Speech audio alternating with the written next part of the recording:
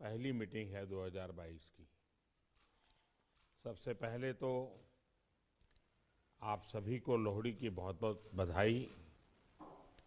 मकर संक्रांति, पोंगल, भोगली बिहू, उत्तरायण और पौष वर्ष की भी अग्रिम शुभकामनाएं। 100 साल की सबसे बड़ी महामारी से भारत की लड़ाई अब तीसरे वर्ष में प्रवेश कर चुकी है। परिश्रम हमारा एकमात्र पथ है और विजय एकमात्र विकल्प। हम 130 करोड़ भारत के लोग अपने प्रयासों से कोरोना से जीतकर अवश्य निकलेंगे। और आप सबसे जो बातें मैंने सुनी हैं उसमें भी वही विश्वास प्रकट हो रहा है। अभी ओमिक्रॉन के रूप में जो नई चुनौती आई है, जो केसों की संख्या बढ़ रही है, उसके बारे में हेल्थ सेक्रेटरी की तरफ से विस्तार से हमें जानकारी दी गई है। अमित शाह जी ने भी प्रारंभ में कुछ बातें हमारे सामने रखी है। आज अनेक मुख्यमंत्री समुदाय की तरफ से भी, और वो भी हिंदुस्तान के अलग अलग कोने के, काफी महत्वपूर्ण बातें हम सबके सामने आई है। साथियों, ओमिक्रॉन को लेकर पहले जो संशय की स्थिति थी वो अब धीरे धीरे साफ हो रही है। पहले जो वेरिएंट थे उनकी अपेक्षा में कई गुना अधिक तेजी से ओमिक्रॉन वेरिएंट सामान्य जन को संक्रमित कर रहा है। अमेरिका जैसे देश में एक दिन में 14 लाख तक नए केसेस सामने आए हैं। भारत में हमारे वैज्ञानिक और हेल्थ एक्सपर्ट्स हर स्थिति और आंकड़ों का लगातार अध्ययन कर रहे हैं।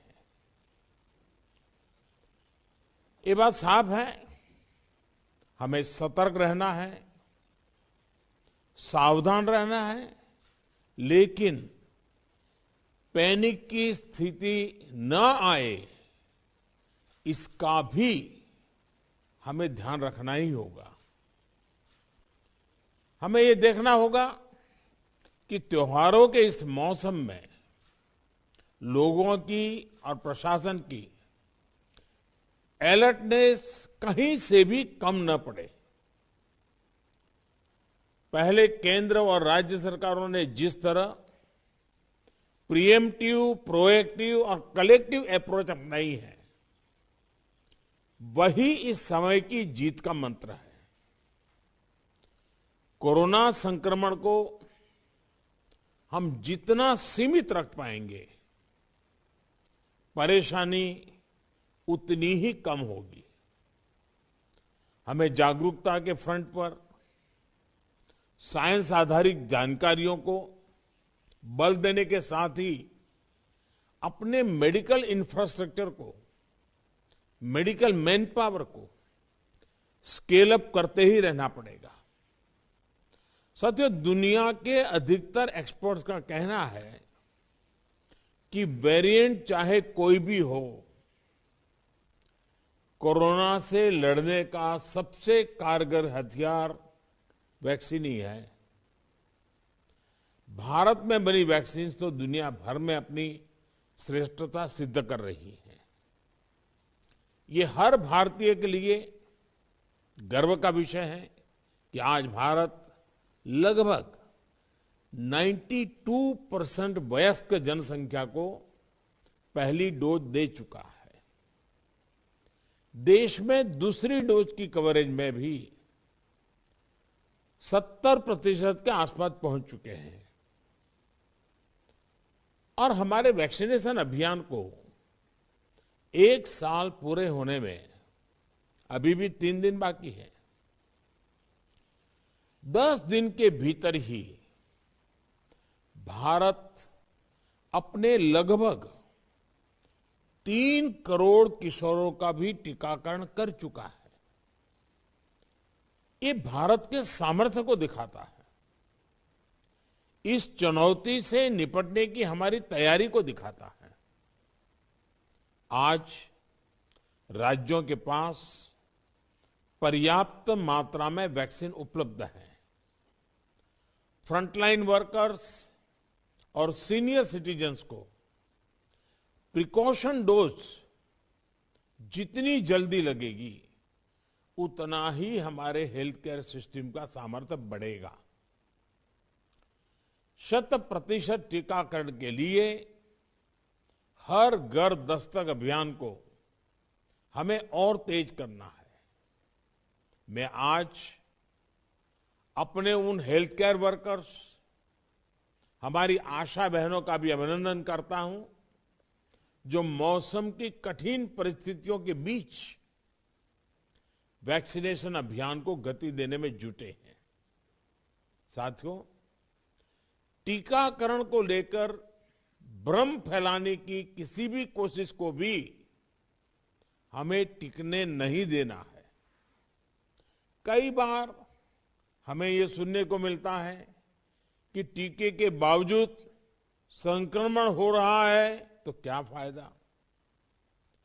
मास्क को लेकर भी ऐसी अफवाहें उड़ती हैं कि इससे लाभ नहीं होता। ऐसी अफवाहों को काउंटर करने की बहुत जरूरत है। साथियों, कोरोना से इस लड़ाई में हमें एक और बात का बहुत ध्यान रखना होगा। अब हमारे पास कोरोना से लड़ाई का 2 साल का अनुभव है। देशव्यापी तैयारी भी है। सामान्य लोगों की आजीविका, आर्थिक गतिविधियों को कम से कम नुकसान हो, अर्थव्यवस्था की गति बनी रहे, कोई भी रणनीति बनाते समय हम इन बातों को जरूर ध्यान में रखें। ये बहुत आवश्यक है और इसलिए लोकल कंटेनमेंट पर ज्यादा फोकस करना बेहतर होगा। जहां से ज्यादा केस आ रहे हैं, जहां ज्यादा से ज्यादा और तेजी से टेस्टिंग हो, ये सुनिश्चित करना भी आवश्यक है।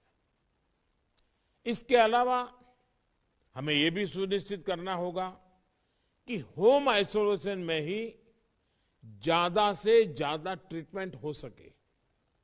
इसके लिए होम आइसोलेशन से जुड़ी गाइडलाइंस को, प्रोटोकॉल को, उसे फॉलो करना और स्थितियों के अनुसार इंप्रोवाइज करना भी बहुत जरूरी है। होम आइसोलेशन के दौरान ट्रैकिंग और ट्रीटमेंट की व्यवस्था जितनी बेहतर होगी उतना ही अस्पतालों में जाने की आवश्यकता कम होगी। संक्रमण का पता चलने पर लोग सबसे पहले कंट्रोल रूम में संपर्क करते हैं। इसलिए उचित रिस्पांस और फिर मरीज की लगातार ट्रैकिंग कॉन्फिडेंस बढ़ाने में बहुत मदद करती है।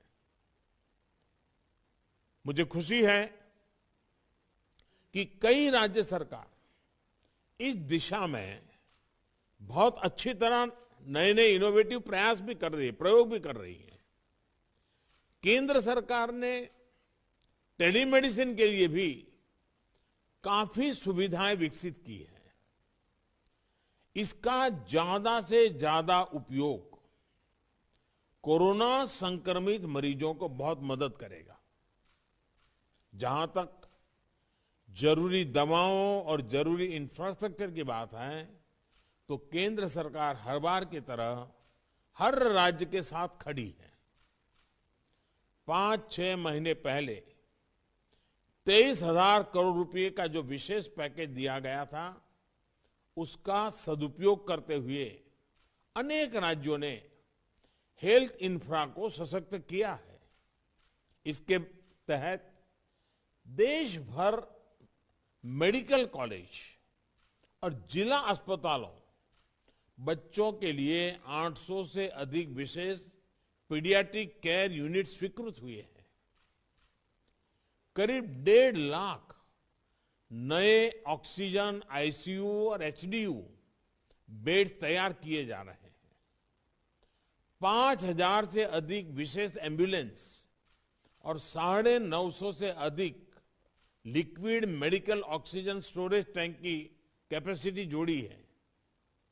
इमरजेंसी इंफ्रास्ट्रक्चर की कैपेसिटी को बढ़ाने के लिए ऐसे अनेक प्रयास हुए हैं, लेकिन हमें इस इंफ्रास्ट्रक्चर का विस्तार करते रहना है। कोरोना को हराने के लिए हमें अपनी तैयारियों को कोरोना के हर वेरिएंट से आगे रखना होगा। ओमिक्रॉन से निपटने के साथ ही हमें आने वाले किसी और संभावित वेरिएंट के लिए भी अभी से तैयारी शुरू कर देनी है। मुझे विश्वास है हम सभी का आपसी सहयोग, एक सरकार का दूसरी सरकार के साथ समन्वय कोरोना से लड़ाई में देश को ऐसी ही ताकत देता रहेगा। एक बात हम भली भांति जानते हैं, हमारे देश में एक हर घर में ये परंपरा है, जो आयुर्वेदिक चीजें हैं, जो काढ़ा वगैरह पीने की परंपरा है, इस सीजन में उपकारक है। इसको कोई मेडिसिन के रूप में नहीं कहता है, लेकिन उसका उपयोग है। और मैं तो देशवासियों से भी आग्रह करूंगा कि ये जो हमारी परंपरागत घरगथ्थू जो चीजें रहती है, ऐसे समय उसका भी काफी मदद मिलती है, उस पर भी हम ध्यान केंद्रित करें। साथियों, आप सभी ने समय निकाला, हम सब ने अपनी चिंताएं साझा की और हम सब ने मिलकर के संकट कितना ही बड़ा क्यों ना आए, हमारी तैयारियां, हमारा मुकाबला करने का विश्वास और विजयी होने के संकल्प के साथ हर एक की बातों में से निकल रहा है। और यही सामान्य नागरिक को विश्वास देता है, और सामान्य नागरिकों के सहयोग से हम इस परिस्थितियों को भी सफलता से पार करेंगे। आप सभी ने समय निकाला, इसके लिए मैं हृदय से आपका आभार व्यक्त करता हूं। बहुत बहुत धन्यवाद।